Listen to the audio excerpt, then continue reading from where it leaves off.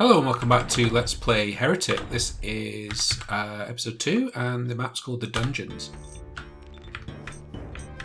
I've changed the recording settings slightly in this episode and hopefully I'll stick with it now. It's kind of boring YouTuber stuff, but 720p really is a terrible resolution to upload to YouTube, even though it looks fine locally. Things like these flying dudes, whatever they're called. I actually don't know the enemy names in this at all. Anyway, the red on them gets really mushy, and so I re-uploaded the first episode. You may have seen that. After I'd sort of locally rescaled it to 1080p so I could get the HD mode. I still think it's probably not come out very well. So what I've done is I've changed this to play at 640 by 360, I think, which is exactly 1/3 of 1080p. So when I record it, excuse me, when I record it,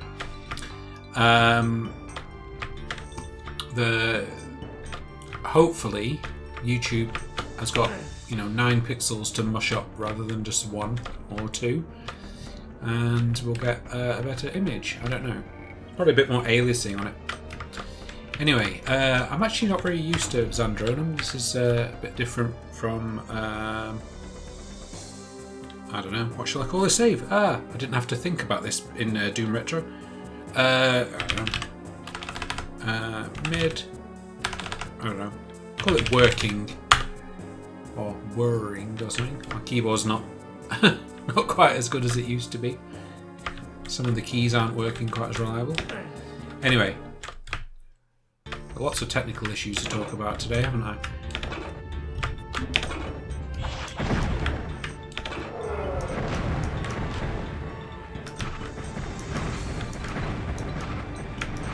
Yeah, Doom Retro, you have a lot of sort of convenient features with this save system that I quite like.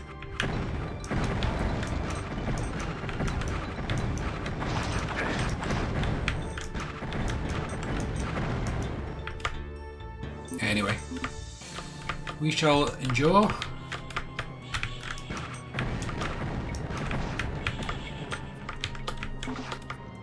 As we make our way through the dungeons. So, I can't remember the last time. It's probably been about 4 years, I think, since I played through Heretic, so I should know it fairly well. Certainly this first episode's not too bad.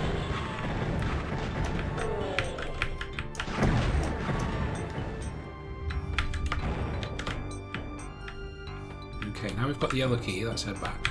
Although, yeah, why not try and find some extra power-ups while we're at it? So I'll try and talk about this game as if you've never played it before, although most people watching this channel probably have. In addition to the sort of standard combat that you get from a Doom clone, I do like that noise. You've also got some inventory items. I've not used them yet. I'm quite terrible at using these sorts of things. It's a bit like what happened when I did Quake 2. I just hoard them and don't bother using them, just muddle through. Anyway, you've got the crystal vial that I've got here, and Tome of Power, which is one of the better ones. And what I'll do is, select that with the square brackets, and then if you activate it, it powers up the weapon. So you can see that there's now three sort of energy bolts coming out of the crossbow, as well as like the additional side ones. So I suppose that's 5. So that's green. That was the yellow one. Oh, here we go. And you can see at the top right there's a spinning Tome of Power icon, which I think it's about 30 seconds you get. You can see it's blinking now because it's about to run out. Now we're back to regular weapons. Now all the weapons have different modifications when they've got thermal power activated, so it's quite nice. You've got almost like an alt fire available to you. And the crystal flask is just a health that you can carry around and you don't have to just pick up, which is great, because obviously in Doom, when you've got a larger med pack, you have to either pick it up or skirt around it.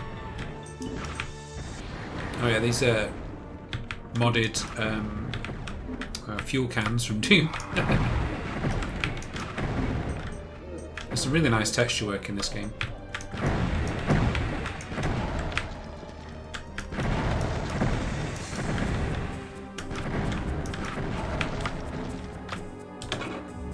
A secret is revealed. I can't stop finding secrets. Oh, okay. Time Bomb of the Ancients. So these are...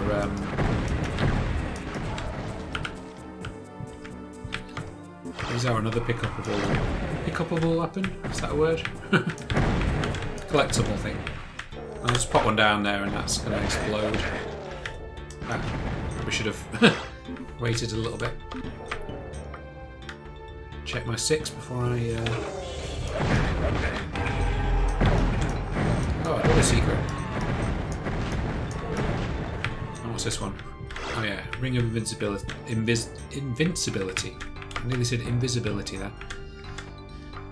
So that's great, because you've got an optional invincible mode there. I will definitely keep hold of that and never use it.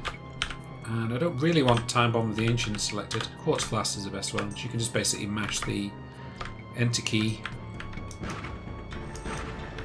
So to get into the habit of saving. Okay, yeah, working. And right, so let's make it across. That's not quite as obvious, but that's toxic waste floor. It's not quite as telegraphed as lava or slime or something can look, but so be it. Overall, this game is very pretty, and can't fault them for that texture, really. Right, so let's set them off. Let's clear the room. Some crushing ceiling.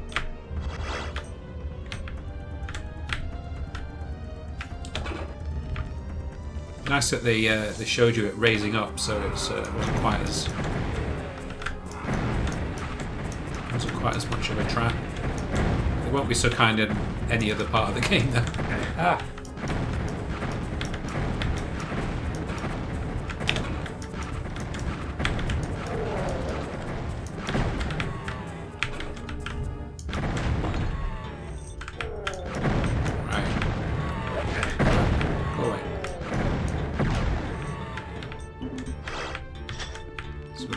Stuff here. So we've got picked up some ammo there, the claw orb, so we haven't actually got that weapon yet. That's one of the next weapons we'll be getting. I shall say no more. The other things we picked up were the key, which is great. So we've got the green key we can use in the main courtyard.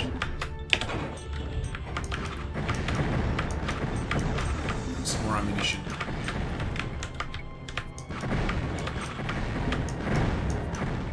Shouldn't be too much of a challenge to complete this. I'm playing on the default skill level because I just think it's still a challenge. I can't get to that. What do we do?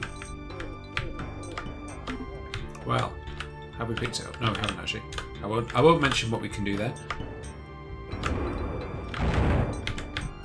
Stand on that as it raises up.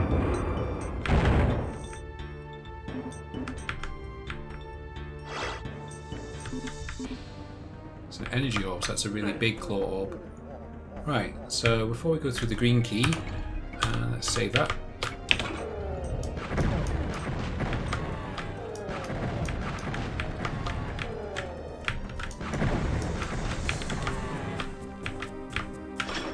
Oh no!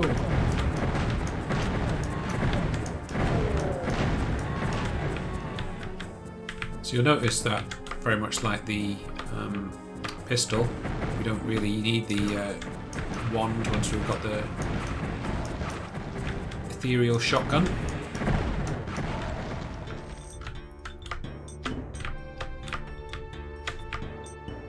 but it is nice to have as a backup because it's slightly better than the pistol because it has a much greater fire rate. I don't know, I'd bother to do that because I've got full health. Right, so we've got the blue key now, so we can head back to. This might be the quickest way to get there. Head back to the door. There we go.